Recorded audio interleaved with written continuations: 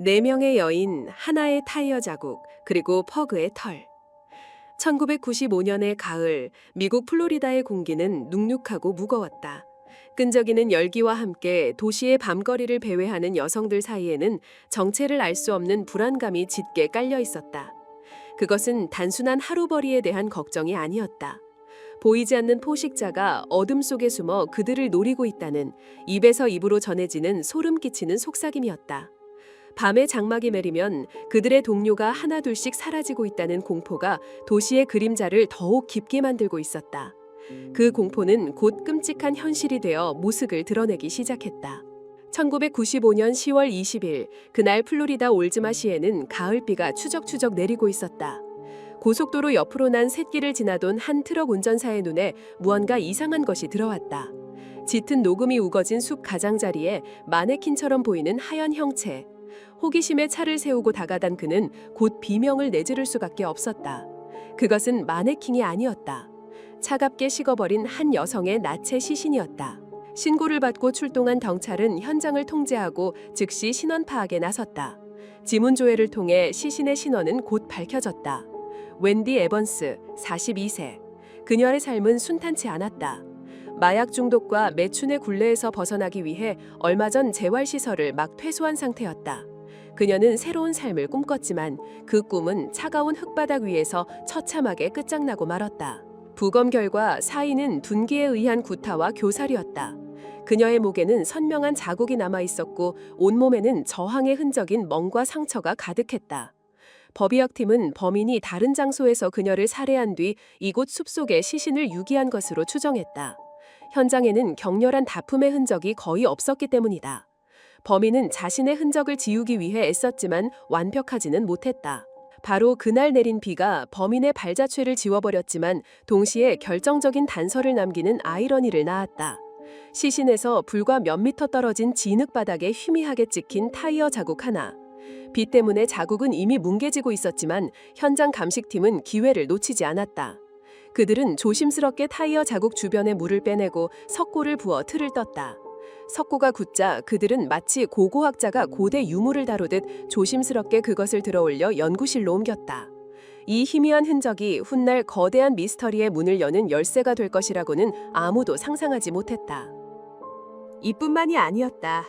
감식팀은 특수 조명 장비를 이용해 시신과 주변을 샅샅이 훑었다. 그들의 끈질긴 노력 끝에 웬디의 피부와 머리카락에 붙어있는 미세한 증거물들이 발견되었다. 아주 작은 분홍색 섬유 조각 몇 개와 짧고 뻣뻣해 보이는 동물의 털 몇 가닥. 너무나 사소해서 자칫 놓치기 쉬운 것들이었지만 이 미세한 증거들은 보이지 않는 범인의 실루엣을 그리는 첫 번째 붓터치가 되었다. 하지만 수사는 난관에 부딪혔다. 희미한 타이어 자국, 정체불명의 섬유 조각, 그리고 개의 털. 이것만으로는 용의자의 범위를 좁힐 수 없었다. 웬디의 주변 인물들을 탐문했지만 그녀의 불안정한 삶의 궤적 때문에 용의선상에 오를 만한 인물은 너무나도 많았다. 수사는 지지부진했고 시간은 무심하게 흘러갔다. 그리고 한 달 뒤 도시를 감싸던 불길한 예감은 두 번째 비명과 함께 다시 한번 현실이 되었다. 웬디 에번스의 시신이 발견된 지 약 한 달 후 경찰 무전기는 또다시 긴급한 목소리로 울렸다. 국도변 덤불 속에서 또 다른 여성의 시신이 발견되었다는 신고였다. 현장은 이전보다 훨씬 참혹했다. 시신은 이미 심하게 부패가 진행된 상태였다. 피해자는 패기 다넬 40세. 그녀 역시 밤거리에서 생계를 이어가던 여성이었다. 부패가 너무 심해 정확한 사인을 밝히기는 어려웠지만 법의학자들은 그녀 역시 목이 졸려 살해되었을 가능성이 높다고 판단했다. 시신이 발견되기까지 최소 일주일 이상이 지난 것으로 추정되었다. 웬디 에번스와 마찬가지로 그녀 역시 나체 상태였으며 다른 곳에서 살해된 후 유기된 것으로 보였다. 두 사건 사이의 유사성은 섬뜩할 정도로 명백했다. 피해자들의 직업, 살해 수법, 시신 유기 방식까지. 수사팀은 직감적으로 이것이 동일범의 소행임을 확신했다. 플로리다의 밤거리를 배회하는 연쇄살인마. 언론은 이 사건을 대서특필했고 지역사회는 공포에 휩싸였다. 특히 같은 직업에 종사하는 여성들의 두려움은 극에 달했다. 수사팀은 수사 범위를 넓혀 과거의 미제 사건 파일들을 샅샅이 뒤지기 시작했다. 혹시 이전에 비슷한 사건이 있었는지 확인하기 위해서였다. 그리고 그들의 눈에 한 사건 파일이 들어왔다. 약 16개월 전, 즉 1994년에 발생했던 사건이었다. 피해자는 라돈나 진 스텔라, 두 아이를 둔 미혼모였던 그녀는 지역의 한 술집에서 종업원으로 일하며 생계를 꾸려나가고 있었다. 그녀의 시신 역시 인적이 드문 곳에서 나체로 발견되었으며 사인은 질식사였다. 당시에는 단서가 부족해 미제 사건으로 분류되었지만 새로운 관점에서 사건 파일을 검토하던 형사들은 놀라운 사실을 발견했다. 라돈나의 시신에서도 정체불명의 분홍색 섬유가 발견되었던 곳이다. 연구실로 보내진 섬유 샘플은 정밀 분석에 들어갔다. 그 결과는 충격적이었다.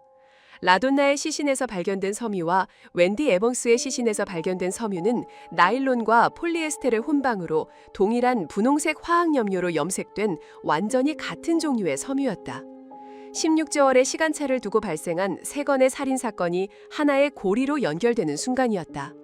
범인은 오랫동안 활동해온 매우 교활하고 대담한 연쇄살인마였다. 수사팀의 등줄기에 차가운 식은땀이 흘렀다. 그들은 아직 범인의 그림자조차 잡지 못하고 있었다.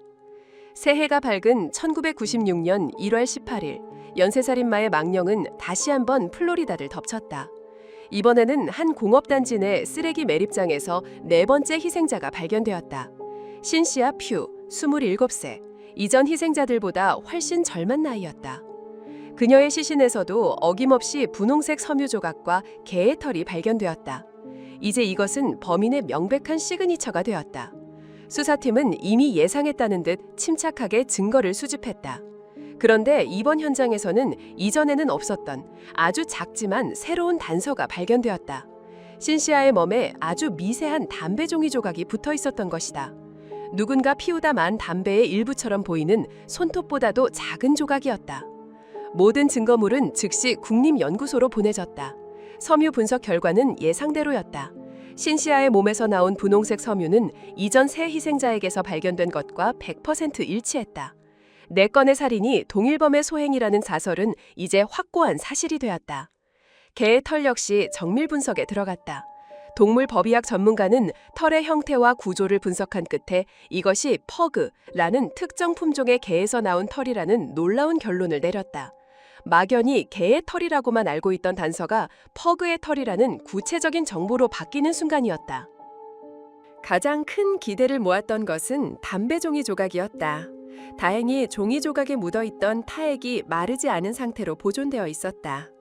법의학팀은 조심스럽게 타액을 채취하여 DNA 분석을 의뢰했다. 만약 이것이 범인의 DNA라면 수사는 급물살을 타게 될 터였다. 하지만 한 가지 문제가 있었다. 이 타액이 정말 범인의 것인지 아니면 피해자의 것인지 혹은 제3자의 것인지 확신할 수 없다는 점이었다. 그럼에도 불구하고 이는 절망적인 상황에 나타난 한 줄기 빛과도 같았다.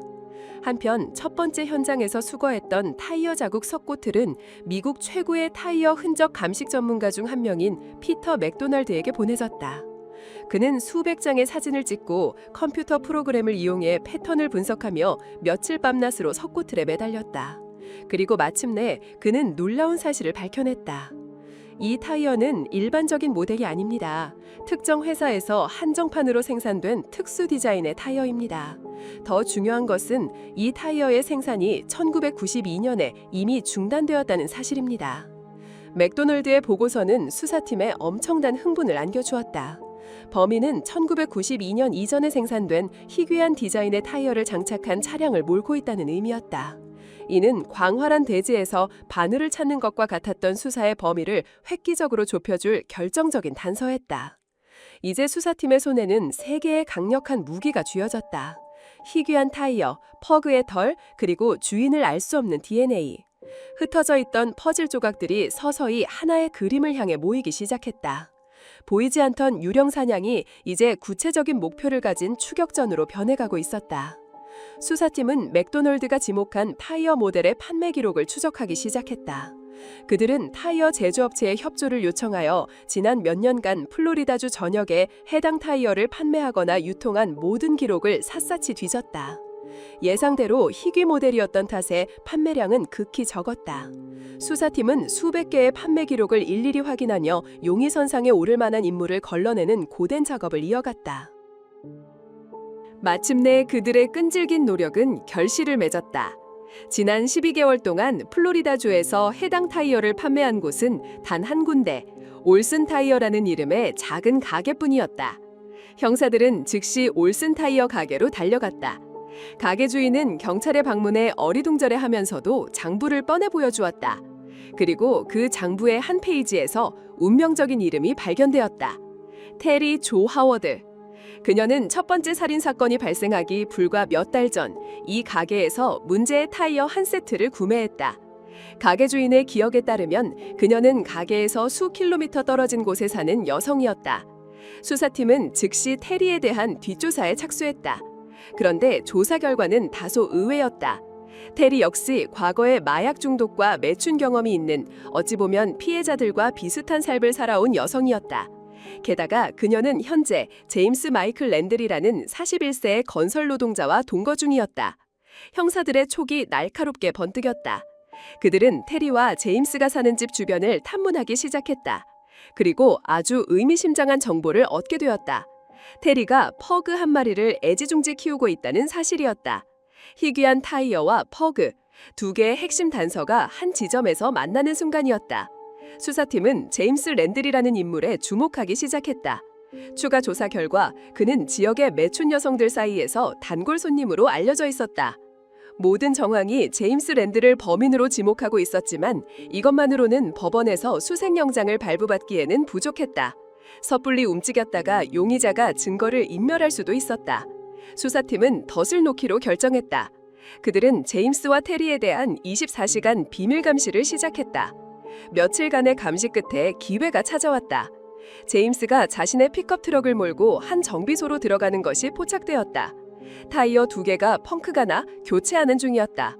형사들은 제임스가 떠나자마자 정비소로 들어가 주인을 설득한 뒤 그가 버리고 간 낡은 타이어 2개를 수거했다. 심장이 터질 듯한 긴장감 속에서 타이어는 감식실로 옮겨졌다. 하지만 결과는 실망스러웠다. 수거한 타이어 2개는 현장에 남겨진 흔적과 일치하지 않았다. 범인이 남긴 흔적은 아직 차에 달려있는 나머지 2개의 타이어 중 하나일 가능성이 높았다. 수사팀은 포기하지 않고 두 번째 덫을 설계했다. 이번에는 훨씬 더 교묘하고 대담한 방법이었다. 한 형사가 타이어 회사 고객관리센터 직원으로 위장하여 제임스에게 전화를 걸었다. 랜들 씨, 안녕하십니까? 저희는 타이어 고객관리센터입니다. 최근 저희 회사 제품에서 일부 결함이 발견되어 고객님께 사과의 의미로 리콜 프로그램을 진행하고 있습니다. 불편을 드린 점에 대한 보상으로 고객님의 차량에 장착된 타이어 4개를 모두 최신형 신제품으로 무상 교체해드리고자 합니다. 공짜로 새 타이어 4개를 준다는 말에 제임스는 조금의 의심도 없이 미끼를 덥석 물었다. 그의 예상대로 제임스는 그날 오후 곧바로 지정된 정비소로 트럭을 몰고 왔다. 형사들은 정비소 직원으로 위장한 채 그의 트럭에서 나머지 타이어 2개를 능숙하게 분리했다. 그리고 마침내 그들은 찾고 있던 그 타이어를 손에 넣었다. 타이어의 마모 패턴과 미세한 흠집까지 현장의 석고틸과 완벽하게 일치했다. 심지어 타이어 홈에 박혀있던 작은 자갈 하나가 현장 흙바닥에 남겨진 자국 속 특정 형태의 홈과 정확히 들어맞았다. 이것은 빼도 박도 못할 결정적인 증거였다. 하지만 수사팀은 여기서 멈추지 않았다. 그들은 더 확실한 증거를 원했다. 이번에는 2명의 여성 경찰관이 애견 방문 관리 서비스 직원으로 위장하여 제임스와 테리의 집을 찾아갔다. 마침 집에는 테리 혼자 있었다. 안녕하세요, 하워드 씨. 저희는 이 지역에 새로 개업한 애견 관리 서비스 업체인데요. 홍보 차원에서 첫 방문 고객님께는 무료로 목욕 서비스를 제공해드리고 있습니다. 혹시 괜찮으시다면 귀여운 퍼그를 잠시 돌봐드려도 될까요? 테리는 친절한 제안에 기꺼이 응했고 두 여성 경찰관은 퍼그를 정성껏 목욕시키기 시작했다. 그들의 진짜 목적은 목욕이 아니었다. 목욕을 마친 뒤 그들은 준비해간 깨끗한 수건으로 퍼그의 온몸을 꼼꼼하게 닦아주었다. 수건에는 자연스럽게 퍼그의 털이 수북이 묻어나왔다. 임무를 완수한 두 경찰관은 테리에게 감사 인사를 남기고 유유히 집을 빠져나왔다. 연구실로 옮겨진 털들은 현미경 아래 놓였다. 결과는 놀라웠다. 희생자들의 시신에서 발견된 털과 테리의 집에서 키우는 퍼그의 털은 모든 형태학적 특성이 완벽하게 일치했다. 이제 더민의 집과 범행 현장을 연결하는 물리적 증거가 2개나 확보되었다. 제임스 랜들이라는 유령의 실체가 점점 더 뚜렷해지고 있었다. 이제 제임스 랜들이 연쇄살인 사건의 유력한 용의자라는 점은 거의 확실해졌다. 하지만 그가 법정에서 빠져나가지 못하도록 수사팀은 쐐기를 박을 만한 추가 증거가 필요했다. 그들은 제임스의 과거 행적을 파헤치기 시작했다.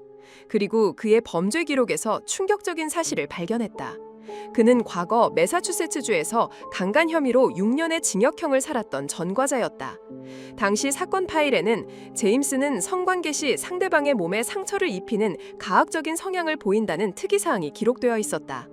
이것은 현재 수사 중인 사건과 섬뜩할 정도로 맞아떨어졌다. 심지어 그의 동거녀인 테리조 하워드조차 경찰 조사에서 제임스와 잠자리를 가질 때 그가 목을 너무 세게 졸라 정신을 잃은 적이 있다고 진술했다. 그의 폭력성과 가학성은 의심의 여지가 없었다. 모든 준비가 끝났다고 생각했을 때 수사팀은 4번째 희생자 신시아 퓨의 몸에서 발견된 담배 종이 조각의 DNA 분석 결과를 통보받았다. 모두가 그것이 제임스 랜들의 DNA이기를 기대하며 보고서를 펼쳤다. 그러나 결과는 모두의 예상을 완전히 뒤엎는 충격적인 것이었다. DNA는 제임스 랜들의 것이 아니었다. 바로 그의 동거녀 테리조 하워드의 DNA였다. 수사팀은 엄청난 혼란에 빠졌다. 이게 어떻게 된 일인가? 테리가 공범이란 말인가? 아니면 그녀가 진범이고 제임스는 무고한 것인가? 지금까지 쌓아올린 모든 가설이 한순간에 무너져 내리는 듯했다. 어쩌면 범행 현장에 테리도 함께 있었을지도 모른다는 끔찍한 추측까지 나왔다. 하지만 타이어와 개의 털이라는 명백한 증거가 제임스를 가리키고 있었다. 수사팀은 일단 DNA 결과를 미스터리로 남겨둔 채 확보된 증거들을 기반으로 법원에 수색영장을 청구했다. 마침내 영장이 달보되었고 중무장한 경찰 병력이 제임스와 테리가 사는 집을 급습했다.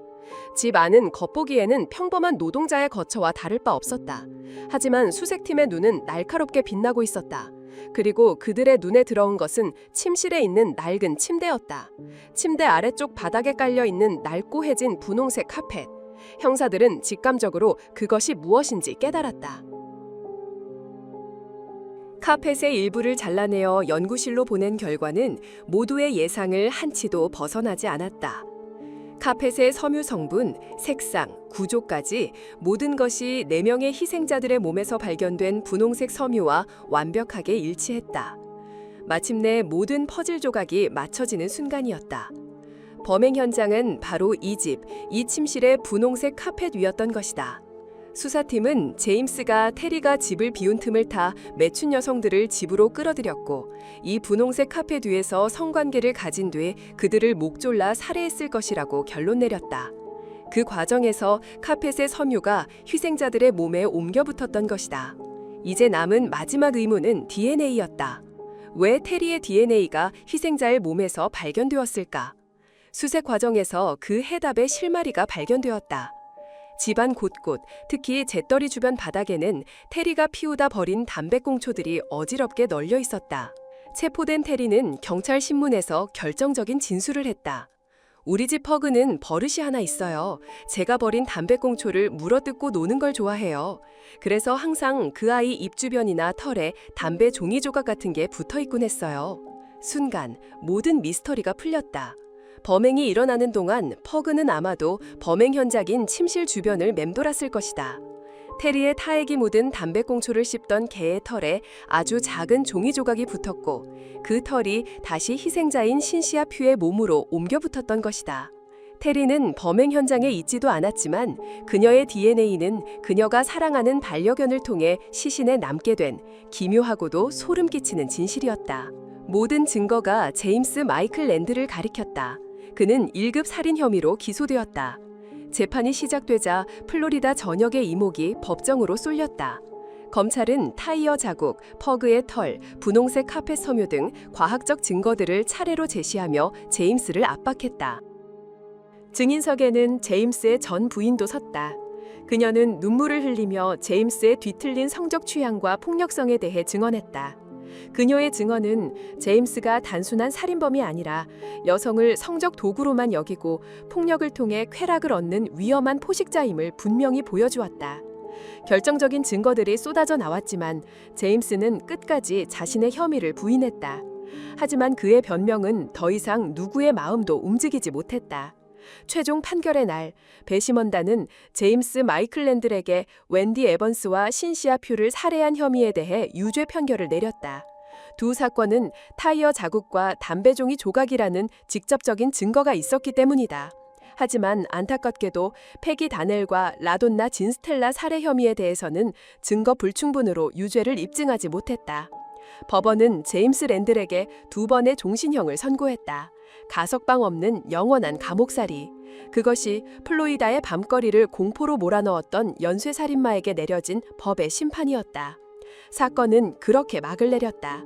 진흙 속에 남겨진 희미한 타이어 자국 하나, 희생자의 몸에 붙어있던 가느다란 개의 털 몇 가닥, 그리고 낡은 카펫에서 떨어져 나온 미세한 섬유 조각. 너무나도 사소해서 스쳐 지나갈 수도 있었던 이 작은 흔적들은 끈질긴 수사관들의 손을 거쳐 괴물의 정체를 밝혀내는 가장 날카로운 칼이 되었다. 플로리다의 어둠 속에서 조용히 사라져간 네 여성의 비명은 그렇게 세상에 알려지지 않은 진실의 조각들을 통해 마침내 세상 밖으로 울려 퍼질 수 있었다.